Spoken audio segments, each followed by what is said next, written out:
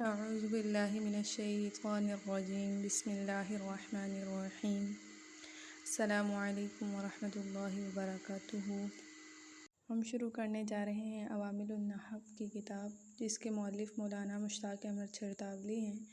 چلیے تو کتاب کی ابتدا کرتے ہیں پہلے سبق کے ساتھ، لیکن اس سبق کو شروع کرنے سے پہلے ہم اس سبق میں موجود ہونے والی تبدیلیاں اور تراکیب کے بارے میں اچھے طریقے سے جان لیتے ہیں اور اس کے قواعد پر غور و فکر کرتے ہیں۔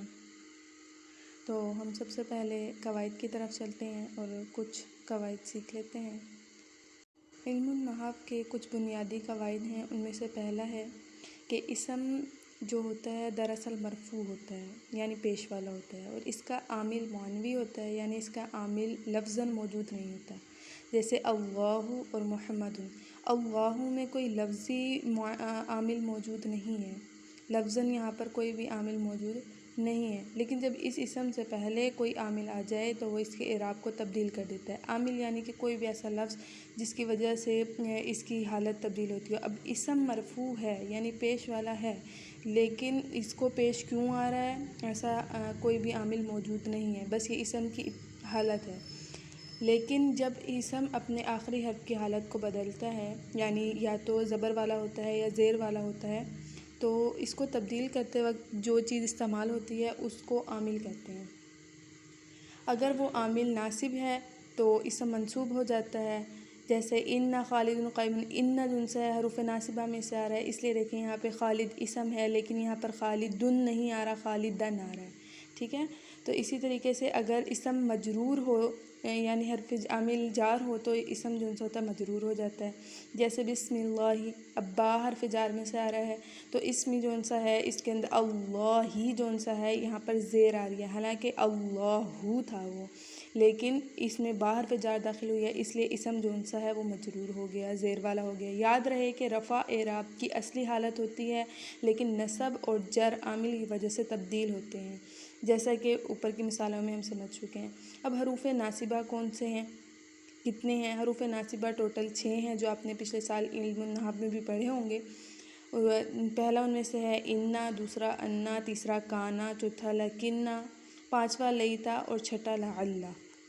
یہ 6 کے 6 جب کسی اسم پر داخل ہوتے ہیں تو اسم کی حالت کو پیش کے بدلے زبر میں تبدیل کر دیتے ہیں، یعنی مرفوع کے بجائے منصوب کر دیتے ہیں۔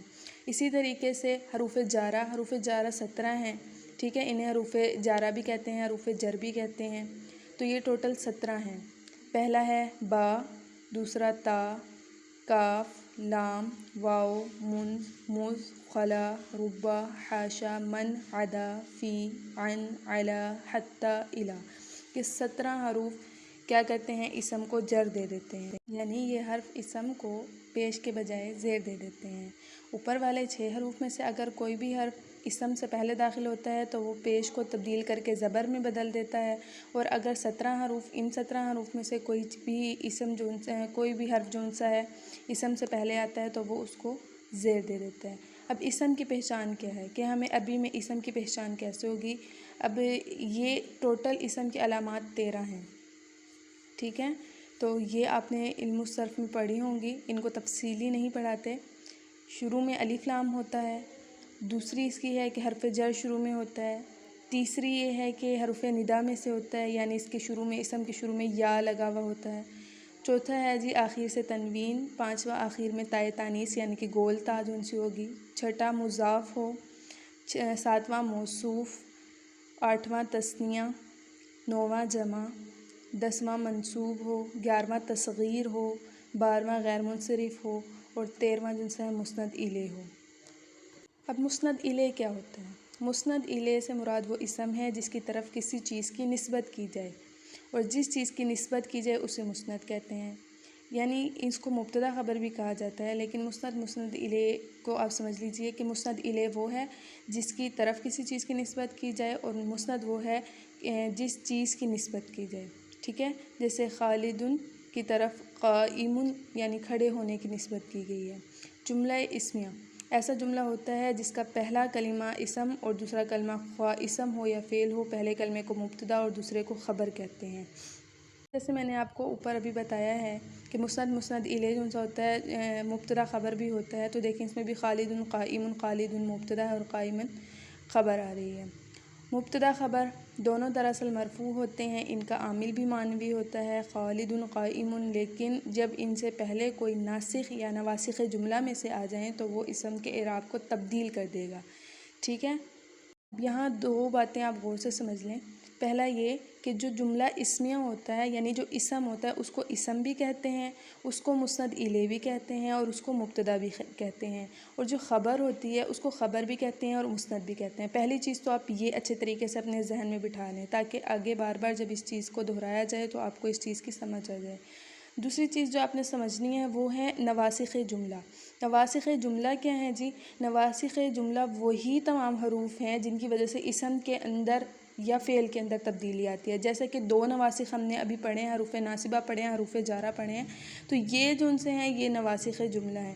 اب نیچے بھی یہی چیز ہے کہ نواسخ جملہ 6 ہیں: افعال ناقصہ، افعال مقاربہ، افعال قلوب، حروف مشبہ بالفعل، لائے نفی جنس اور ما ولا مشبہ۔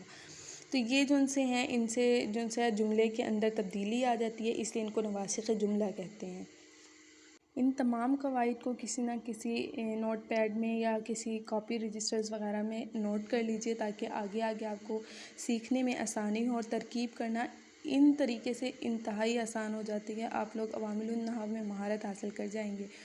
تو اس کے ساتھ ساتھ ہی آج کا سبق ہم ختم کرتے ہیں، انشاءاللہ باقی کی قواعد اگلے سبق میں۔ اور آپ کو اگر ویڈیو پسند آئی ہو تو اس کو لائک، شیئر اینڈ کمنٹ کریں، چینل کو لازمی سبسکرائب کر لیں۔ یہ میری پہلی ویڈیو ہے اور میں امید کرتی ہوں کہ آپ لوگ اپنی اظہار رائے کے ذریعے مجھے کانفیڈنس دیں گے تاکہ میں ایسی ہی ویڈیوز بناتی رہوں۔ دعاؤں میں یاد رکھیے گا۔ اللہ حافظ۔